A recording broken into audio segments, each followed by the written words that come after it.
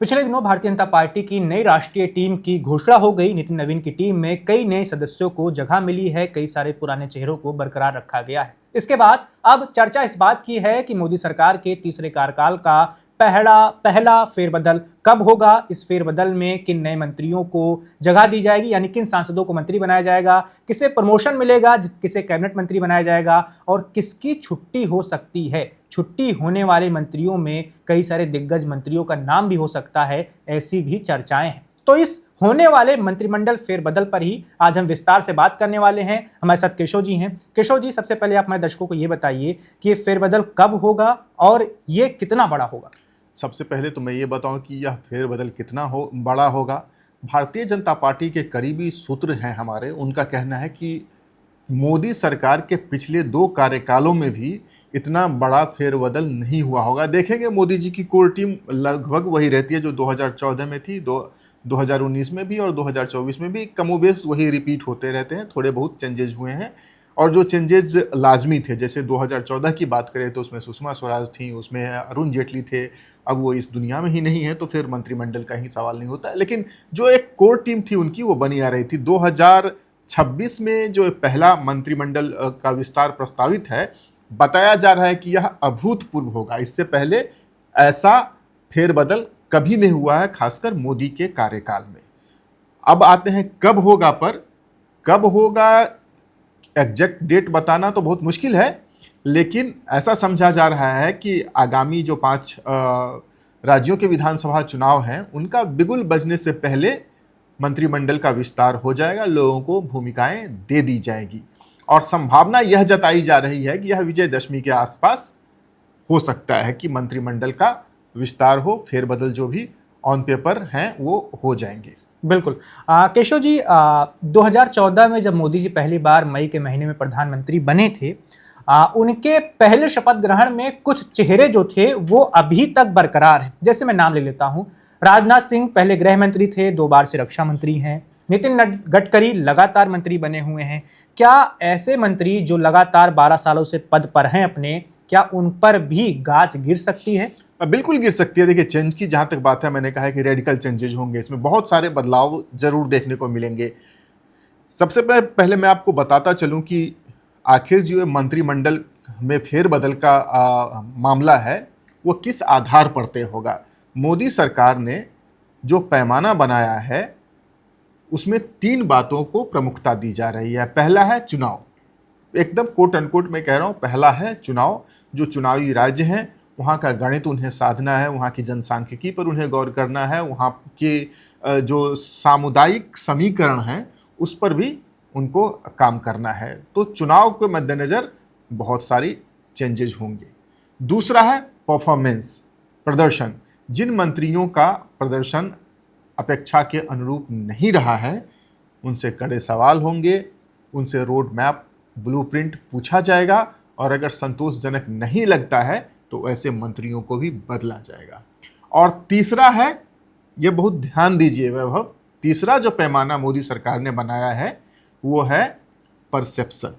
Election, performance और perception.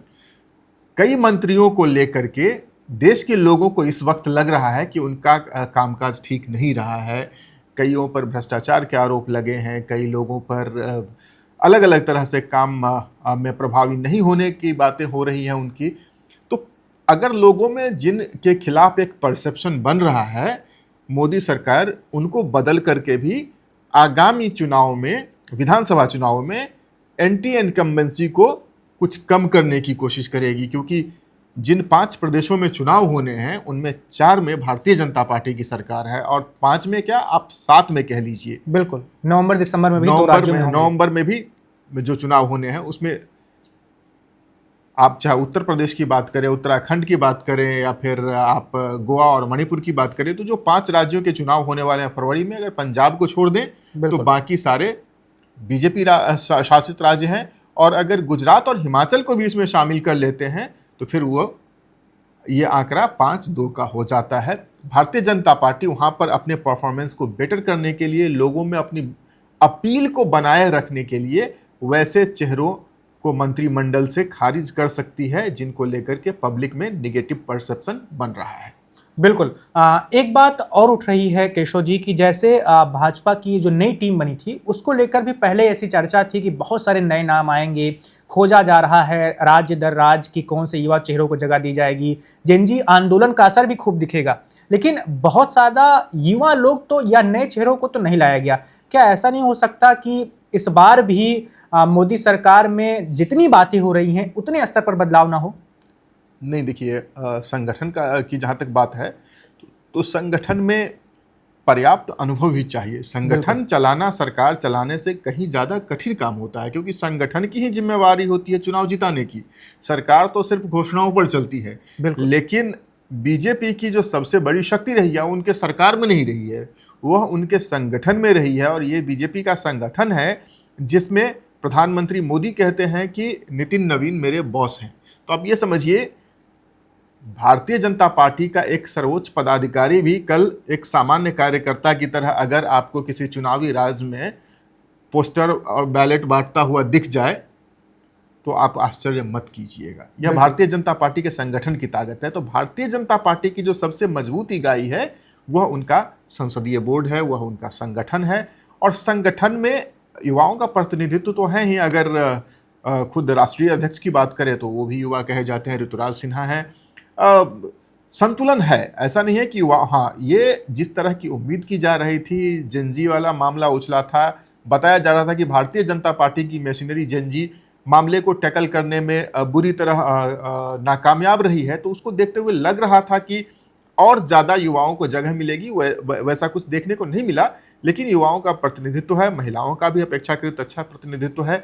तो संगठन को मजबूती देने के लिए उन्होंने जिन चेहरों पे दांव खेला है, अब पता चलेगा कि चुनाव में यह कैसा प्रदर्शन करती है। क्योंकि किसी भी राजनीतिक पार्टी का जो लिटमस टेस्ट होता है, अनडाउटेडली इलेक्शन होता है, चाहे आप और कुछ कह ले। अभी जो 5 राज्यों में चुनाव होने हैं, उसमें टीम नितिन नवीन की बहुत ही कड़ी परीक्षा होगी, वह एक बात है। लेकिन जो मंत्रिमंडल विस्तार है, अब देखिए, सबसे एक और मैं आपको क्लू देता हूं, आज के अखबारों की हेडलाइन है ये। बिल्कुल। नितिन गडकरी ने एक स्टेटमेंट दिया है कि वो अब थक चुके हैं, युवाओं को मौका मिलना चाहिए। नितिन गडकरी जैसा महत्वाकांक्षी व्यक्ति अगर यह कह रहा है, तो बिना आग के धुआं नहीं उठता है। अब ये परिवर्तन की आहट ही है जो नितिन गडकरी 2014 से लगातार बने हुए हैं, एक ही मंत्रालय में भी बने हुए हैं। और तो और, जब भी लगता है कि भारतीय जनता पार्टी में सत्ता का हस्तांतरण होगा, तो नितिन गडकरी एक स्ट्रॉन्ग कंटेंडर के तौर पे पेश आते रहे हैं। बिल्कुल। उनका भी एक अपना इकोसिस्टम है। आज वो नितिन गडकरी कह रहे हैं कि अब नए लोगों को, युवाओं को मौका मिलना चाहिए। तो इसका मतलब है कि कुछ न कुछ संकेत मंत्री जी को भी मिलने लगा है, अन्य मंत्रियों को भी मिलने लगा है। मुझे बहुत आश्चर्य नहीं होगा कि राजनाथ सिंह की भी छुट्टी हो जाए कैबिनेट से। लेकिन यूपी चुनाव को देखते हुए ऐसा नहीं लगता है, क्योंकि उत्तर प्रदेश में चुनाव भी होने वाले हैं और उत्तर प्रदेश के कद्दावर नेता हैं राजनाथ सिंह, पूर्व मुख्यमंत्री रह चुके हैं। और राजनाथ सिंह की एक सर्वस्वीकार्यता है भारतीय जनता पार्टी में। इस वक्त एक जमाना हुआ करता था, वाजपेयी जी थे और ऐसे तमाम अन्य नेता भी थे।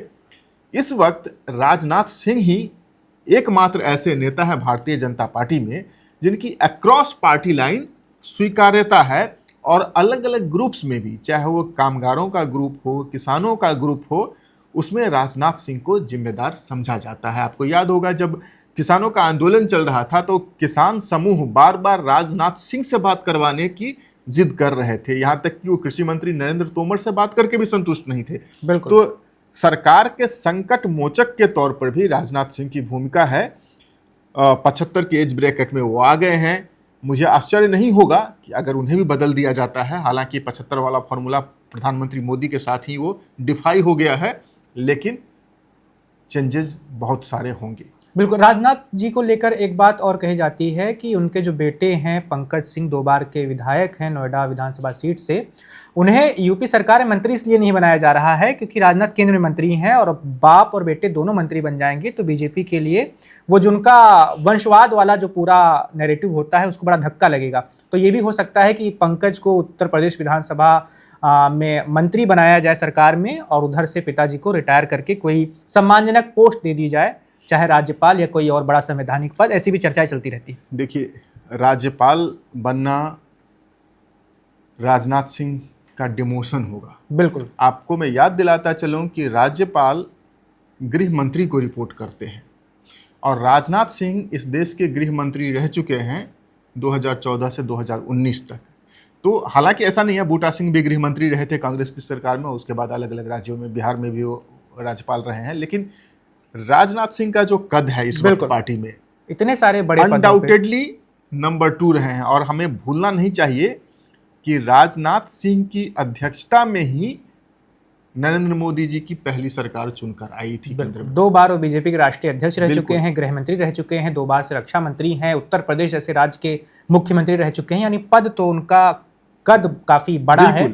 तो और दूसरी बात, जो राजनाथ सिंह का जो राजनीतिक कौशल है, उसका उपयोग आप उनको राज्यपाल बनाकर नहीं कर सकते हैं। एक समय में यह बात आई थी कि ये उपराष्ट्रपति पद के दावेदार होंगे, लेकिन उपराष्ट्रपति की नियुक्ति हो चुकी है, उपराष्ट्रपति इस देश को मिल चुका है और अगले 5 साल तक इसकी कोई संभावना नहीं है।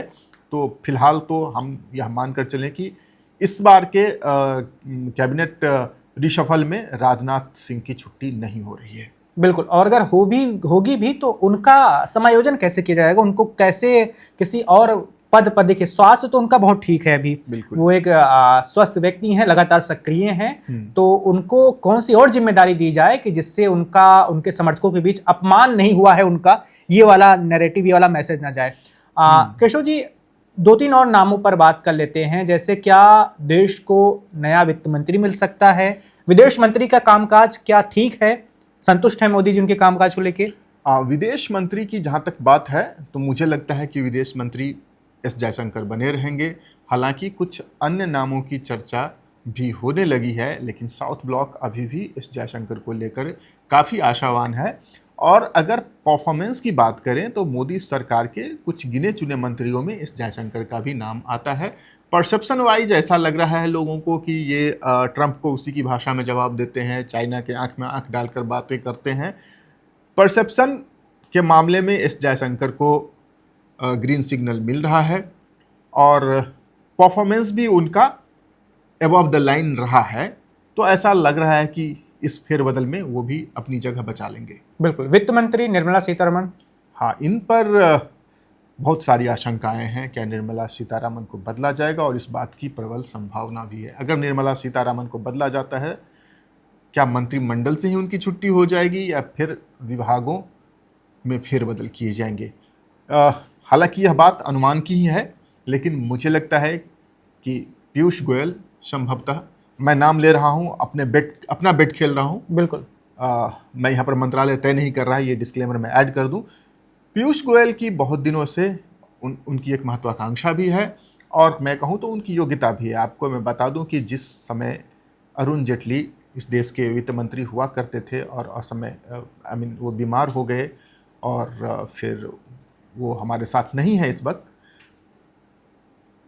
तब इन्होंने बजट भी पेश किया था पीयूष गोयल ने, और उनकी जो वित्तीय समझ है उस पर प्रधानमंत्री को भी काफ़ी भरोसा है, ऐसा भारतीय जनता पार्टी के करीबी सूत्र बताते हैं। बिल्कुल। आर्थिक राजधानी मुंबई से वो सांसद भी हैं, हाँ, और समझ उनकी अच्छी है। और उन्होंने इनहेरिट किया है ना, बिल्कुल, उनको विरासत में मिली है वो चीज़। और उन्होंने अपनी ये जो वित्तीय समझदारी है, जो फाइनेंशियल अंडरस्टैंडिंग है उनकी, उसको उन्होंने अलग अलग समय पर अलग अलग मंत्रालयों में स्थापित भी किया है। अभी भी वो कॉमर्स मिनिस्टर हैं, वाणिज्य मंत्री हैं। तो इस बात की बहुत प्रबल संभावना है कि निर्मला सीतारमण का विभाग बदल दिया जाए और इन्हें पीयूष गोयल को एक एलिवेशन दिया जाए। एलिवेशन, कैबिनेट मिनिस्टर ही हैं, ऐसा कुछ नहीं है। इसमें एक बात और उठती है केशव जी कि जो बिग 4 होता है, जैसे रक्षा, वित्त, विदेश और गृह, सभी पुरुष हो जाएंगे। एक समय तो मोदी सरकार में 2 महिलाएं हुआ करती थी, इसमें सुषमा स्वराज भी विदेश मंत्री हुआ करती थी। तो क्या जो महिलाओं की भागीदारी वाली बात होती है उसमें थोड़ा, देखिए, ये बिग 4 सिर्फ कहने के लिए कहा जाता है, ऐसा कोई वर्गीकरण नहीं है मंत्रियों का। 2 तरह के मंत्री होते हैं, एक कैबिनेट मंत्री, एक राज्य मंत्री। हालांकि राज्य मंत्री भी अगर देखें तो संविधान में राज्य मंत्री पद की कोई ऐसी व्याख्या नहीं है, वो जूनियर मिनिस्टर होते हैं। बाकी जो कैबिनेट मंत्री है उसका, चाहे वो वित्त विभाग का कैबिनेट मिनिस्टर हो, चाहे वो शिक्षा का हो, चाहे वो विदेश का हो, चाहे सड़क निर्माण का हो, या फिर पंचायती राज का हो, हायरार्की में सब एक जैसे हैं, तो इससे कोई फर्क नहीं पड़ता है।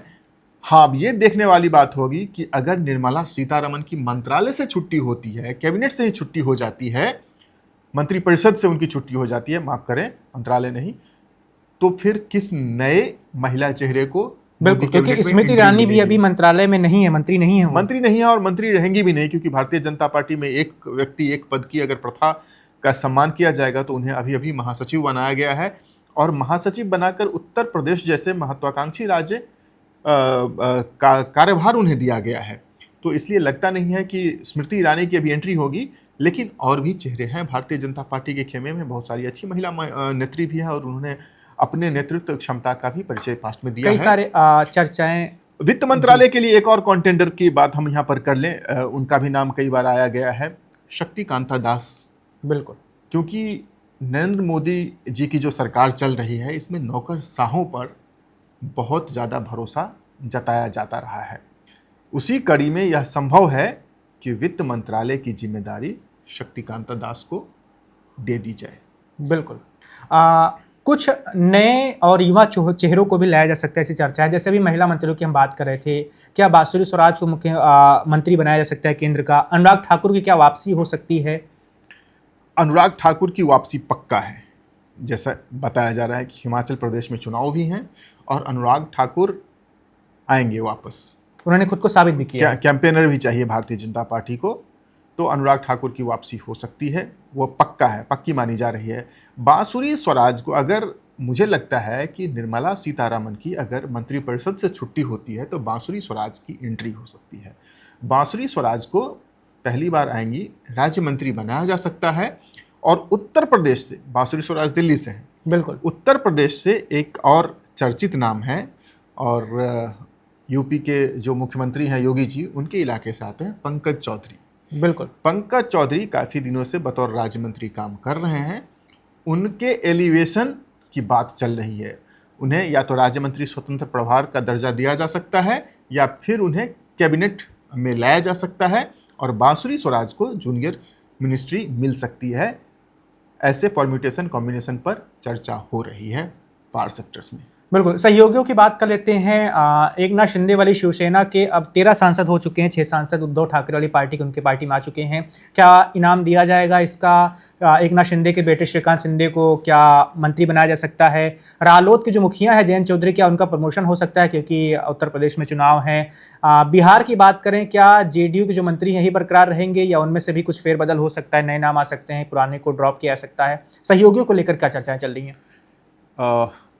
पहले भारतीय जनता पार्टी के 2 और नेताओं की बात कर लेते हैं। बिल्कुल, बिल्कुल। उसके बाद सहयोगियों पर चलेंगे। वैभव, सॉरी, भारतीय जनता पार्टी के 2 और महत्वपूर्ण नाम हैं, इनको यहाँ पर लाना जरूरी है। बिल्कुल। एक नाम है जो अभी सबसे ज़्यादा विवादित रहा है, धर्मेंद्र प्रधान। अब मैं आपसे प्रश्न पूछ लेता हूँ, आपको क्या लगता है अगले मंत्रिमंडल विस्तार में धर्मेंद्र प्रधान की वापसी हो सकती है? मुझे लगता है कि उनकी वापसी जरूर होगी, लेकिन अभी नहीं होगी। अभी मामला ताज़ा है, इसको थोड़ा ठंडा होने दिया जाएगा। इसीलिए मुझे लगता है संगठन में भी उनको जगह नहीं दी गई है। एक संभावना ये भी है कि हो सकता है कि उनका जो सपना है ओडिशा का मुख्यमंत्री बनने का, वो भी साकार हो जाए अगले कुछ सालों में, क्योंकि वहाँ के जो मुख्यमंत्री हैं उनके कामकाज से मोदी जी खुश नहीं है। ऐसी भी चर्चाएं होती रहती हैं। बिल्कुल। तो ये जो परसेप्शन वाली बात है, यह माना जा रहा है कि धर्मेंद्र प्रधान ने अच्छा काम नहीं किया, तो परफॉर्मेंस भी है और परसेप्शन भी है। दोनों ये जो मानदंड हैं वो धर्मेंद्र प्रधान के खाते में फिट नहीं बैठ रहे हैं इस वक्त, तो उनकी वापसी नहीं हो सकती है। एक और बड़ा नाम है जो कांग्रेस से आए हैं, भारतीय जनता पार्टी में भी बड़े चेहरे हैं, माधवराव सिंधिया के सुपुत्र ज्योतिरादित्य सिंधिया। ज्योतिरादित्य सिंधिया को लेकर के भी काफ़ी महत्वाकांक्षी योजना है। उन्होंने अपने मंत्रालय में अच्छा काम किया है। डाक तार विभाग के मंत्री हैं अभी, और उसमें जो उन्होंने लास्ट माइल कनेक्टिविटी को लेकर काम किया है उसकी काफ़ी सराहना की जा रही है। नॉर्थ ईस्ट के विकास को लेकर जो उन्होंने काम किया है, पूर्वोत्तर विकास के भी मंत्री हैं वो, उससे भी बताया जा रहा है कि प्रधानमंत्री काफ़ी प्रभावित हैं और पूर्वोत्तर के राज्यों में भारतीय जनता पार्टी के प्रसार में उनके मंत्रालय ने भी ठीक ठाक भूमिका निभाई है। ऐसी बातें की जा रही है कि ज्योतिरादित्य सिंधिया को भी एलिवेट किया जा सकता है। तो मंत्रालय में काफ़ी जगह खाली भी हुए हैं। संभावना इस बात की ज़्यादा है कि धर्मेंद्र प्रधान का जो मंत्रालय, शिक्षा मंत्रालय है, वो शायद ज्योतिरादित्य को मिल जाए। बिल्कुल। अब आते हैं सहयोगियों पर। पहले मैं बिहार से शुरुआत करना चाहूँगा। बिहार से ही सबसे ज़्यादा सहयोगी भी है। बिल्कुल, बिहार से एक ओबीसी कोटे से कैबिनेट मंत्री बनना लगभग तय है।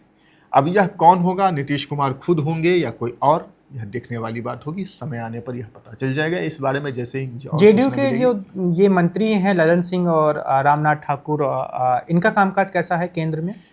ललन सिंह का परफॉर्मेंस तो अच्छा समझा जाता है। ललन सिंह हमेशा डिलीवर करने वाले नेता रहे हैं, चाहे वो संगठन हो, चाहे वो सरकार हो। वो फ्रंट फुट पर खेलने वाले व्यक्ति में से हैं। इनफैक्ट जब वो बिहार के मंत्री हुआ करते थे तब वैसे भी नीतीश के सबसे भरोसेमंद, सबसे करीबी मंत्री थे और उनके कामकाज की सबसे ज़्यादा प्रशंसा की जाती थी। पंचायती राज्य के मंत्री रह चुके हैं और त्रिस्तरीय पंचायत व्यवस्था बनाने में उनका बहुत महत्वपूर्ण योगदान रहा था। बजट एलोकेशन से लेकर उसके इम्प्लीमेंटेशन तक पर उनकी नज़र रहती है। तो उनके कामकाज को स्टील के विभाग में है अभी अच्छा समझा जा रहा है। रामनाथ ठाकुर ईबीसी समुदाय से आते हैं और बिहार के जो भूतपूर्व मुख्यमंत्री कर्पूरी ठाकुर, भारत रत्न कर्पूरी ठाकुर उनके सुपुत्र हैं। उसी का लाभ उन्हें मिलता रहा है। प्रदर्शन के मामले में कहे तो वैसी डिलीवरी उनकी नहीं रही है, नहीं विकास के मामले में अपना उनका संसदीय इलाका है, हालांकि अभी तो राज्यसभा से हैं, लेकिन ऐसा कुछ देखने को नहीं मिला है। लेकिन वो बने रहेंगे, मंत्रालय में बने रहेंगे, अनलेस कि जनता दल यूनाइटेड किसी नए नाम को उनके सब्स्टिट्यूट के तौर पर प्रस्तावित नहीं करती है। तो क्योंकि भारतीय जनता पार्टी और तो सब कुछ ठीक है, लेकिन मंत्रालय का निर्णय या जिसमें सहयोगी दलों की भूमिका होती है उनको पर्याप्त जगह देती है। तो ये कोई भी फैसला होगा तो जनता दल यूनाइटेड के सहमति से होगा। क्यों, इससे पहले जब आरसीपी सिंह जनता दल यूनाइटेड कोटे से मंत्री बने थे तो भारतीय जनता पार्टी, खासकर प्रधानमंत्री मोदी पर और अमित शाह पर जनता दल यूनाइटेड के अधिकार को दरकिनार करने की बातें आई थी, उसके आरोप लगे थे। तो वो तो है, लेकिन एक कैबिनेट मंत्री, इस बात की बहुत संभावना है। बहुत लंबे दिनों से यह मांग है और खासकर जब बिहार में सत्ता का हस्तांतरण हो गया है तब इस मांग ने और जोर पकड़ा है कि एक कैबिनेट मिनिस्टर जेडीयू के कोटे में और होना चाहिए और वह कैबिनेट मिनिस्टर इस बार ओबीसी कोटे से होगा। अब यह कौन होगा, यह देखने वाली बात हो सकती है। लेकिन केशव जी, ऐसी मांग तो फिर टीडीपी भी कर सकती है, उसके तो 16 सांसद हैं। टीडीपी की भी मांग है। टीडीपी ने तो अप्रत्यक्ष तौर पर एक अल्टीमेटम भी दे दिया है।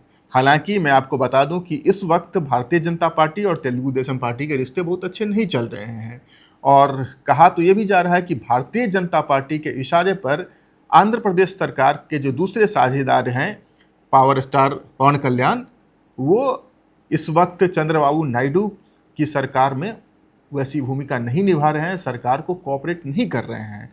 पिछले दिनों में भी जब उन्होंने कैबिनेट की बैठक बुलाई थी नायडू ने, तब पवन कल्याण नहीं गए थे।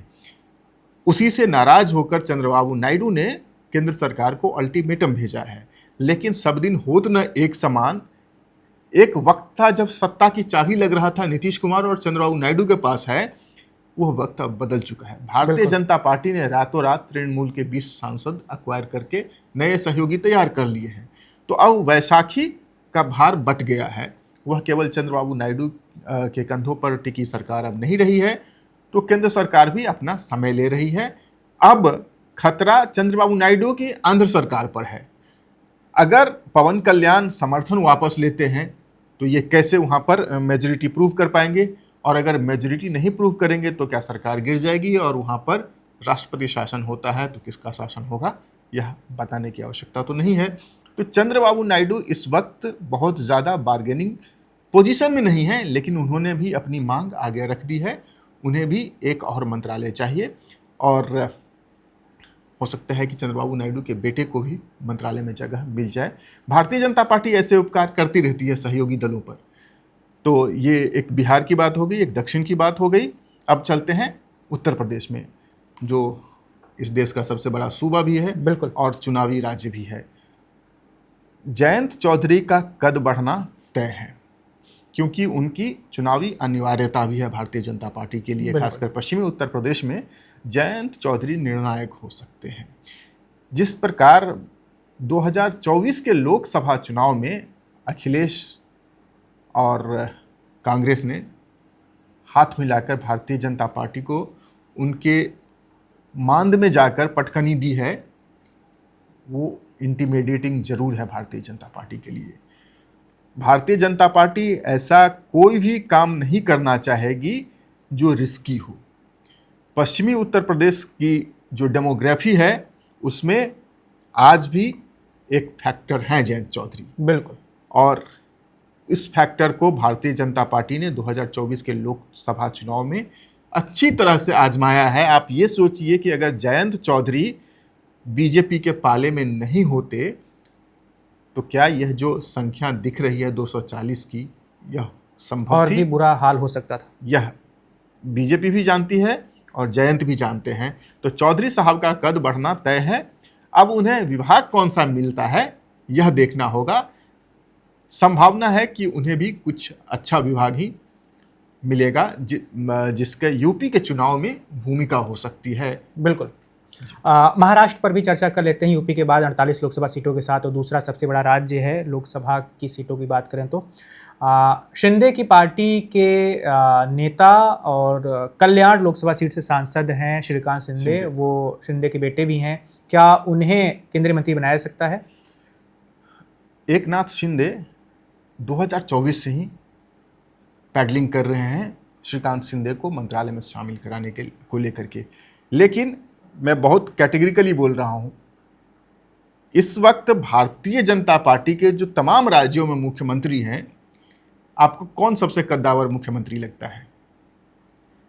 सबसे कद्दावर मुख्यमंत्री भारतीय जनता पार्टी के मुख्यमंत्रियों की लिस्ट बनेगी। आप योगी को छोड़ दें, हिमंता को छोड़ दें, कद्दावर मैं इस सेंस में कह रहा हूं जिसकी पकड़ संघ पे है।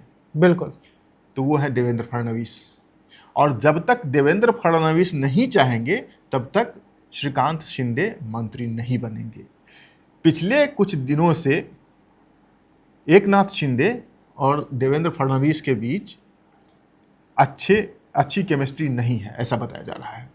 जब तक ये केमिस्ट्री सही नहीं होगी तब तक एकनाथ शिंदे के पुत्र श्रीकांत शिंदे की एंट्री मोदी कैबिनेट में थोड़ा संदिग्ध तो जरूर है।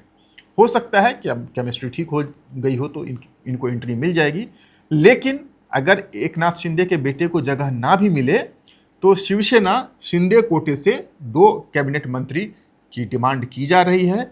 अब देखना है किसे मिलता है। एक श्रीपद नायक की बात हो रही है कि उनको एलिवेट किया जाए, अभी तक वो राज्य मंत्री ही हैं, उनको कैबिनेट में लाया जाए, ऐसी बातें चल रही है। बिल्कुल। अब 2 और दलों की बात कर लेते हैं बातचीत के आखिरी चरण में। आपने बात की थी टीएमसी के जो 20 लोकसभा के सांसद हैं उनमें से किसी को मंत्री तो बनाया ही जाएगा। क्या काकुली घोष दस्तीदार मंत्री बनने जा रही हैं? और 7 राज्यसभा के सांसद जो आम आदमी पार्टी के आए थे बीजेपी में, उनमें भी क्या किसी को मंत्री पद दिया जा सकता है, जैसे कि राघव चड्ढा? राघव चड्ढा को लेकर के संभावना तो है। जिस तरह से उन्होंने भारतीय जनता पार्टी में आने से पहले भारतीय जनता पार्टी के लिए बैटिंग की और पंजाब में चुनाव भी है, तो राघव चड्ढा को कोई भूमिका दी जा सकती है। राज्य मंत्रालय में उन्हें जगह मिल सकती है।